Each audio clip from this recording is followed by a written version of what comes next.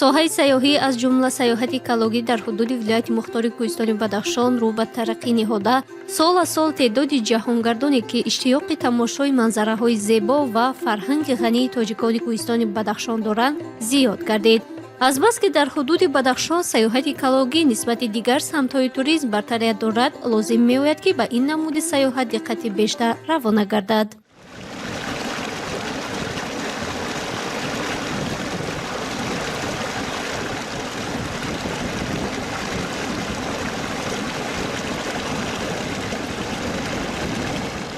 таҷрибаи ҷаҳонии фаъолияти сайёҳии экологӣ собит намуд, ки фоидаи иқтисодӣ ва экологияи ташкили чунин сайёҳатҳо, яъне ва истироҳат нисбат ба дигар намуди фаъолияти хоҷагидорӣ ва манъи қатъии воридшавӣ ба ҳудудҳои табиат барои чунин мавзеъҳо имконият медиҳад, ки яъне масъалаҳои вобаста ба табиат беҳтару хубтар яъне ҳаллу фасл гарданд. сайёҳии экологӣ қабл аз ҳама дар ҳудудҳои мухталифи табиат аст, ки зери ҳимояи давлат яъне қарор доранд ва зиёда аз ин мавзеъоти фарогирандаи сарчашмаҳои нодир ва ҷолиби табиӣ, шифобахш ва фарҳангию таърихист, ки аз диди сайёҳии касбии экологӣ яъне дараҷаи баланди ҷозибият доранд. ба мақсади муҳофизат намудани мавзеъҳои осебпазири табиӣ дар ҳудуди ҷумҳурии Тоҷикистон, аз ҷумла вилояти мухтори кӯҳистони Бадахшон, ҳудудҳои махсус муҳофизатшавандаи табиӣ таъсис дода шуданд. Парки миллии Тоҷикистон дар ҳудуди вилояти мухтори кӯҳистони Бадахшон яке аз чунин ҳудудҳои махсус муҳофизатшаванда мебошад. дар ҳудуди он баландтарин қуллаи Тоҷикистон ба номи Исмоили Сомонӣ, Кӯли Қаракул, Саред ва манзараҳои хушманзараи водии Бартангу Ванҷи Боло ҷойгузин мебошанд. ба мақсади муаррифӣ ва ҳифзи яке аз бузургтарин пиряхҳои ҷаҳон Ванҷах, дар баробари намояндагони мақомоти иҷроияи ҳокимияти давлатии вилояти мухтори кӯҳистони Бадахшон, бисёр сайёҳон аз мавзеи пои мазори ноҳияи Ванҷ дида менамоянд. дар ин ҷо аз болои руди Абдуқаҳҳор кӯпруки мавҷуд буд, ки дар натиҷаи селравиҳо канда гашт. аз тариқи ин кӯпрук ба кашолаяхи ба номи Академияи илмҳои ҷумҳурии Тоҷикистон гузашта мумкин буд.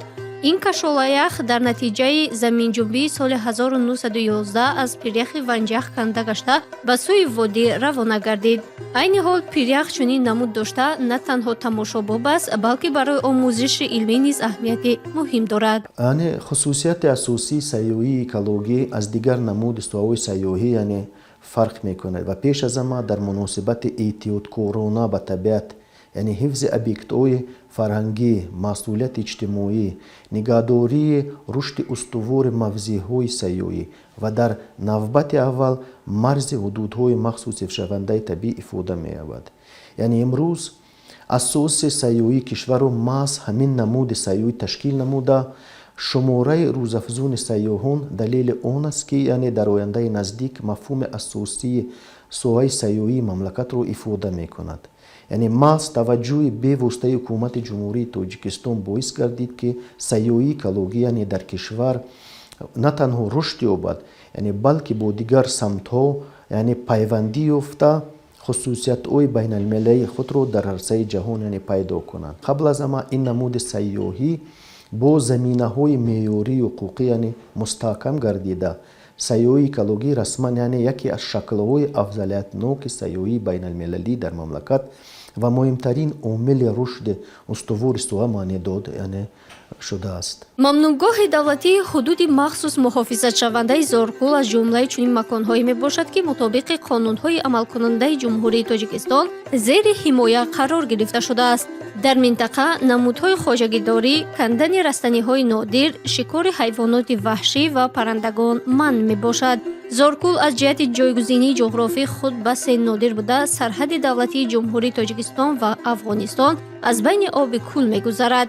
дар ин ҷо нодиртарин аз паррандаҳо зоғи ҳиндӣ сукунат дорад, ки шомили китоби сурхи на танҳо Тоҷикистон, балки дунё мебошад. гирдогирди кӯли Зоркул марғзорҳои баландкӯҳӣ мавҷуданд, ки басе нодир мебошанд. онҳо бо хусусиятҳои хосашон ба марғзорҳое, ки ба номгӯи барномаи Рамсар шомил ҳастанд, монанд мебошанд. аз ин рӯ марғзорҳои баландкӯҳии Зоркул барои ворид гаштан ба номгӯи барномаи Рамсар пешниҳод гаштанд. яъне табиати Тоҷикистон имкониятҳои зиёди рушди сайёҳии экологиро дорост و در حدود جمهوری یعنی تو کنون منطقه های موجودند که در آنجا اصول های خواجگی داری عنعنوی بومی نگاه داشته شده است. یعنی چنین خصوصیت های مملکت قیمت بلند فرهنگی اکولوژی داشته، یکی از ابیکت‌های اساسی سیاحی اکولوژی یعنی محسوب می شوند. یعنی از این رو پیش از همه باید قید کرد که برای رواج دادن سیاحی اکولوژی یعنی منبع‌های طبیعی آنها رو یعنی باید رواج داد که توسط افزون نمودن ممنوعگاه‌ها، حیوانات نادر و باغ‌های بزرگ بوتانیکی، نباتات نادر یعنی و بی‌نظیر رو پرورش داد. یعنی گرچند که امروز در کشور ما جهت حفظ حدودهای مخصوص حفظ شونده نباتات حیوانات نادر که در زیر خطر نابود شوی قرار داشتند، اینها را در عموما در شبکه‌های بزرگ حدودهای مخصوص حفظ شونده طبیعت یعنی آن را فرا میگیرند. یعنی چنین شبکه‌های حفظ محیط زیست به مانند ممنوعگاه‌ها، پرورشگاه‌ها، باغ‌های ملی یعنی از طرف حکومت جمهوری تاجیکستان الکی تشکیل شده‌اند. ولایت مختار کوهستان بدخشان برای رشد توریسم اکولوژی امکانات فراوان دارد. قریب در همه منطقه‌های بدخشان برای قبول سیاحان اکولوژی شرایط کافی معین میباشد. آنها امکان دارند که در تمام ناحیه‌ها جایهای زیبا منظر را تماشا نمایند. عین حال خط‌سیرهای زیاد سیاحی موجودند که از طریق آنها سیاحت پیاده‌گردی، ولاسپیدرانی و حرکت با اتومبیل‌ها امکان دارد.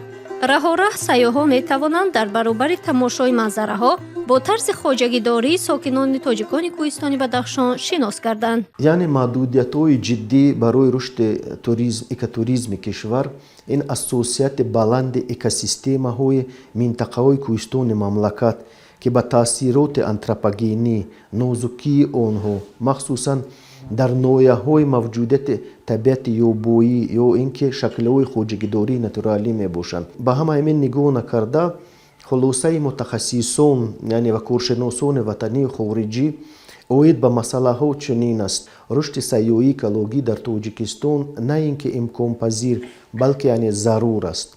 یعنی برای اکثر ناحیه‌های کشور این روی یگانه حل و فصل مشکلاتی که سالیان طولانی حل نشونده حساب میشد، یعنی از قبیل چی باید کرد که منفعت انسان و طبیعت رو یعنی پیوست نماید و استفاده عاقلانه چنین بویگری طبیعت تاجیکستان امکانات یعنی به پرگی قانع نمودن طلبات سیاحان رو دارد. مسئله نقش سیاحی کوهی در رشد اقتصادیات جهان و اقتدارهای موضعهای کوهی یعنی از موضوعات مهم سوای سیاحی کشور نیز به شمار می رود. یعنی در برابر تشکل دیگر سمت‌های سوای سیاحی کوهی در کشور ما که 93% مساحت عمومی وطن عزیزمان رو تشکیل میدهد ناگزیر است. سیاحی کوهی در یک روند انعکاس کننده سیاحی اکولوژی ما محسوب شده تمام عالم و نباتات و حیوانات جالب و نادر رو یعنی در خود محفوظ دارد و از اینجا یعنی رشد سیاحی کوهی معنای نموی رشد توریسم اکولوژی رو نیز یعنی در خود تجسم می نماید. یعنی جمهوری تاجیکستان که دارای میراث بوی تاریخی و فرهنگی و ذخیره فراوان طبیعی است، برای جلب یعنی تعداد زیاد سیاحان خارجی به کشور یعنی اقتدارهای واقعی دارد. یعنی در این جهت ما قید کردیم که به رشد منبع‌های توریسم تاجیکستان امکانات حدودهای مخصوص شونده که آنها 22% قلمرو تاجیکستان رو یعنی در بر میگیرد مساعدت می نماید. یکی از مسئله‌های جدی محدود نمودن تاثیر آنتروپوژنی به طبیعت میباشد. از این رو لازم میآید که در هر یک موضع‌های طبیعی مخصوص محافظت شونده طرز رفتار با طبیعت وحشی طریق نوشتجات‌ها رسانده شود. سیاحان باید دانند که علف‌های نادر کنده نگردند. شکار حیوانات وحشی باشد تماما منع میباشد. رشد اینفراستراکچور در یعنی رواج دادن سیاحی خیلی مهم است و به همگان معلوم است که طی 35 سال استقلالیت تاجیکستان با یعنی پیشروی‌های یعنی بزرگ نایل گردید. اینفراستراکچور راه‌ها، اینفراستراکچور نقلیاتی، اینفراستراکچور میمانخانه‌ها عموما یعنی خیلی خوب برام مانده شده است و از این لحاظ یعنی فکر من در باره این است که خود توریسم اکولوژی که یعنی ما قید کردیم 93% تاجیکستان کوسور است، و به منطقه های دوردست که حول راه یعنی ساخته نشده هستند، لیکن معنای خود حفظ توریسم اکولوژی هم در آن است که یعنی به اون موضع های نادر و حفظ شونده یعنی پیراه ها باید باشند، یعنی باید روبلدان کسبی باید یعنی همه وقت اما سیاحانی که خارجی یا داخلی باشند یعنی به اونها باید با روبلدان روند، یعنی به روبلد رفتن یعنی امکانیت یعنی ضرر رساندن یعنی احتمالیت ضرر رساندن به طبیعت است. яке аз бартарияти кӯҳсорон аз водиҳо дар он аст ки табиати ин макон басе зебо буда ҳамааш тамошобоб аст. солиёни охир теъдоди сайёҳони пиёдагард зиёд гардида истодааст. аз ин ҷост ки онҳо шавқи тамошои табиати гирду атроф доранд. дар рафти сайёҳат сайёҳон имкон доранд ҳаёти мардум ва чорабиниҳои фарҳангиро ки дар ноҳияҳо ташкил мегарданд тамошо намоянд.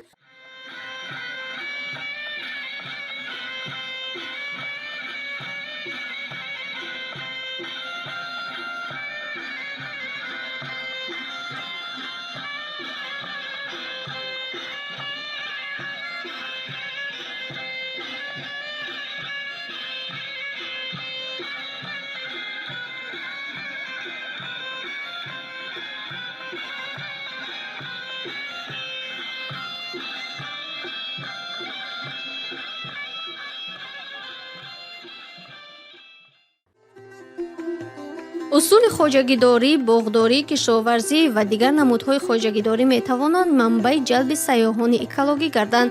3 сол қабл дар водиҳои бартанги ноҳияи Рӯшон, ноҳияҳои Рошхалаб ва Ишкошим дар 3 ҷамоати деҳот кашарҳои ҳозиразамон бунёд гаштанд.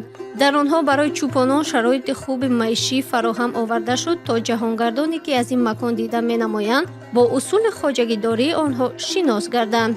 ин мавзеъҳо то ҳоло ҳам побарҷо буда ба сокинони маҳаллӣ хизмат мерасонанд. худи онҳо дар рафти иҷрои кори ҳаррӯзаашон метавонанд ба сайёҳон дар бораи усули хоҷагидории тоҷикони кӯҳистони Бадахшон иттилоъ диҳанд. умуман имкониятҳо хеле зиёд ҳастанд. қариб 1500 кӯлҳои хурду бузург ҳастанд, пирахҳои бузурги кӯҳӣ ҳастанд, мавзеъҳои айлоқҷойҳо ҳастанд ки барои яъне туризми кӯҳӣ, кӯҳнавардӣ ва аз ҷумла туризми экологӣ хеле мусоид ҳастанд.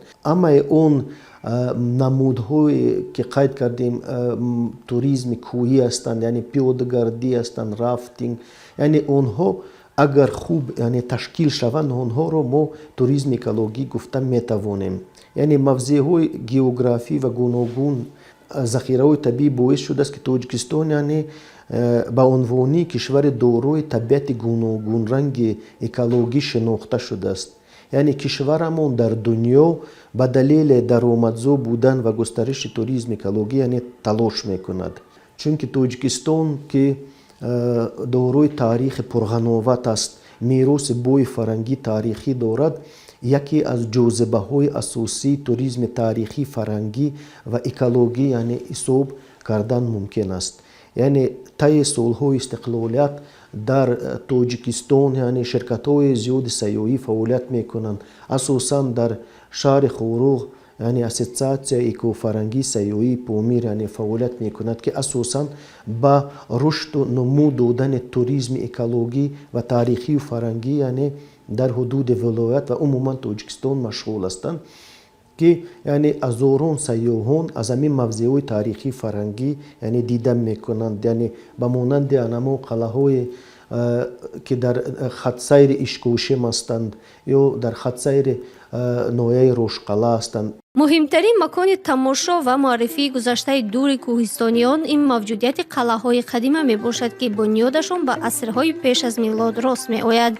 яке аз онҳо қалъаи Ямчу мебошад ки бо супориши бевоситаи пешвои муаззами миллат президенти ҷумҳурии Тоҷикистон муҳтарам Эмомалӣ Раҳмон бо ҷалби сармояи Бонки умумии ҷаҳонӣ барқарор шуда истодааст. қалъаи Ямчун яке аз ёдгориҳои беназири халқи тоҷик буда, бунёди он ба асрҳои 2 пеш аз милод рост меояд. аз диди бостоншиносон рисолати асосии қалъаи Ямчун мисли дигар қалъаҳои водии Вахон таъмин намудани амнияти ҳаракати корвонҳо аз роҳи қадимаи Абрешим мебошад. иловатан ин истеҳкомҳои ҳарбӣ сарҳади шарқии империяи кушониёнро ҳимоя менамуданд. бунёди қалъаҳо бо истифода аз масолиҳи дастраси маҳаллӣ ба роҳ монда мешуд.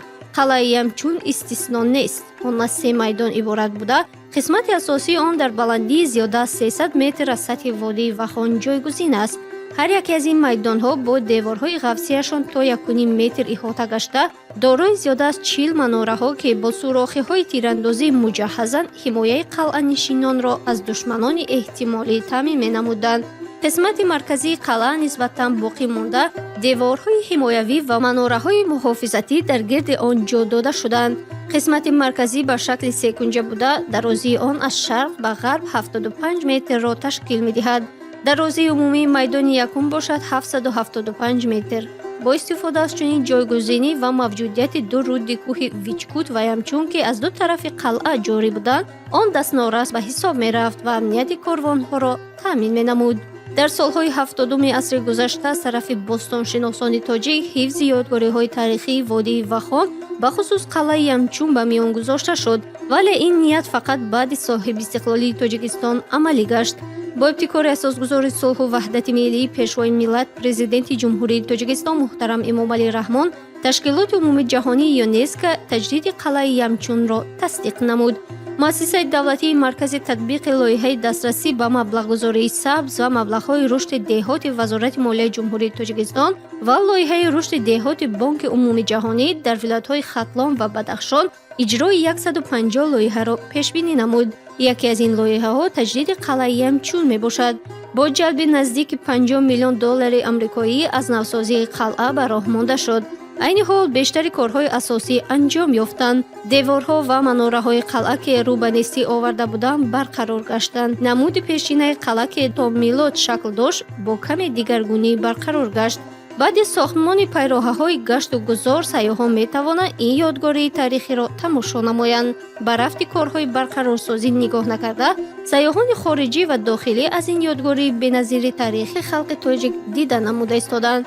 дар назар аст ки то 35-уми солгарди истиқлолияти давлатии ҷумҳурии Тоҷикистон ҳамаи корҳои барқарорсозии қалъаи Ямчун анҷом дода мешаванд.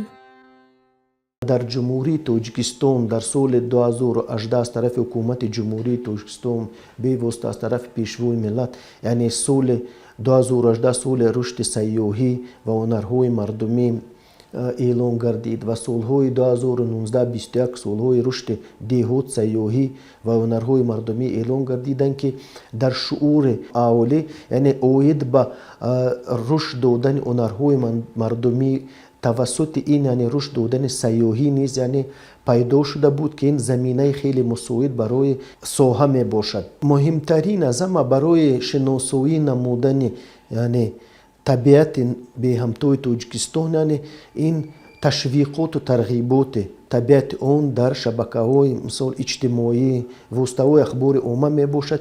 намоиши дастовардҳо ва эҷози дасти ҳунармандони вилояти мухтори Кӯҳистони Бадахшон низ метавонанд манбаи ҷалби сайёҳони экологӣ гарданд. чунин намоишҳо дар ҳамаи саҳнаҳои муҳим ташкил мегарданд.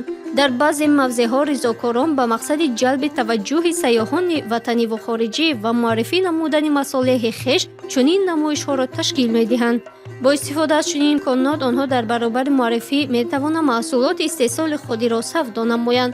умуман вилояти мухтори Кӯҳистони Бадахшон дар бахши ташкили низоми туризми экологӣ қадамҳои аввалин гузошта бошад ҳам онҳо устувор мебошанд.